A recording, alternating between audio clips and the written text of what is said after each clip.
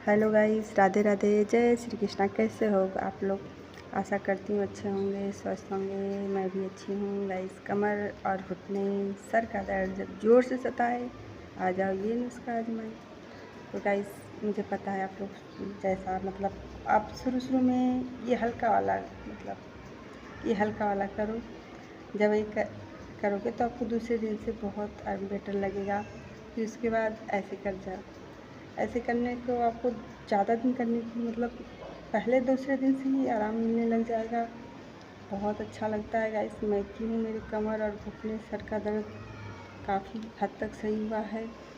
और पैर में जब दर्द हो तो बटरफ्लाई मतलब बटरफ्लाई करने से पैर का दर्द बहुत अच्छा हद तक सही हो जाता है गाइस। नमस्ते, मिलते हैं नेक्स्ट वीडियो में। तब तक के लिए राधे राधे, जय श्री कृष्णा, बाय।